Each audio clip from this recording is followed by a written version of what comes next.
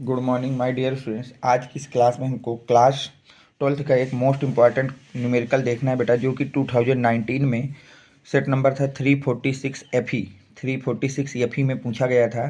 Question था बेटा, दो आवेशित क्षैतिज प्लेटें जिनके बीच की दूरी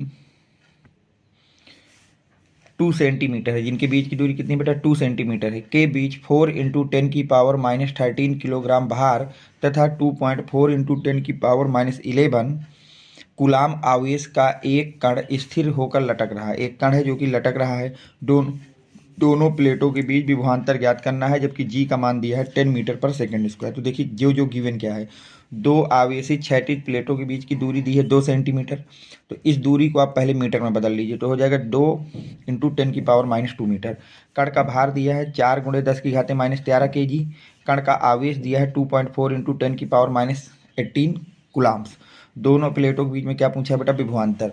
तो देखिए मान लिया कि ये हमारी दो प्लेटें हैं, ये कोई कण है। अब कण पर जो mg बल होता है, कण का भार वो नीचे की तरफ लगेगा और जो वैद्युत बल होता है वो ऊपर की तरफ लगेगा। और उसने बोला है कि ये दोनों कैसे हैं बेटा, स्थिर होकर लटक रहा है। स्थिर होकर कब लगेगा, जब वो संतुलन की अवस्था में आ जाए। संतुलन की अवस्था में कंडीशन क्या होती है बेटा, कण का भार हमेशा बराबर होता है कण पर लगने वाले वैद्युत बल के।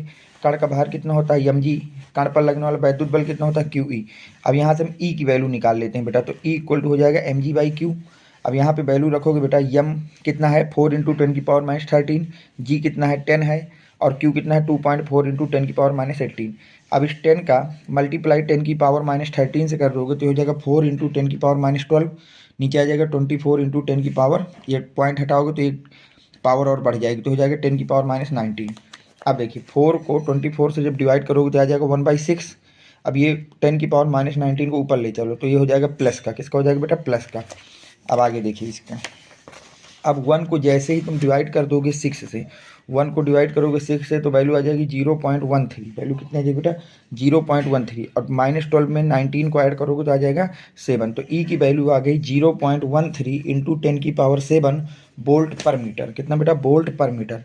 अब वैद्युत क्षेत्र की तीव्रता के सूत्र से, अब यहाँ से हम लोग सूत्र लगा देंगे बेटा वैद्युत क्षेत्र की तीव्रता का। किसका सूत्र लगा देंगे बेटा, वैद्युत क्षेत्र की तीव्रता का। तो वैद्युत क्षेत्र की तीव्रता का सूत्र क्या होता है बेटा, E इक्वल टू V/D होता है। E इक्वल टू कितना होता है बेटा, V/D होता है। तो अगर मुझे यहाँ से V निकालना है, क्या निकालना है बेटा, V, तो V को छोड़ के D को इधर ले आओ तो E × D हो जाएगा। अब E तथा D का मान रखने पर, अब यहाँ पर हम लोग E तथा D का मान रख देंगे। तो देखिए E का मान तो हमको पता है कितना है 0.13 × 10⁻7, और D की बात करते हैं तो D का मान कितना है बेटा आपके पास 2 × 10⁻2।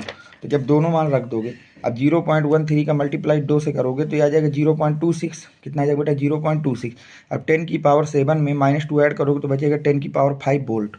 अब एक डेसिमल इधर ले आओ तो 2.6 × 10⁴ वोल्ट आता है। प्लेटों के बीच का विभवांतर कितना होगा बेटा, 2.6 × 10⁴ वोल्ट होगा।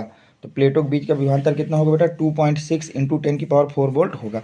और यही आपका प्रॉपर आंसर है। उम्मीद करता हूँ ये क्वेश्चन आपके समझ में आया होगा। तो प्लीज़ वीडियो को लाइक करें, चैनल को सब्सक्राइब करें।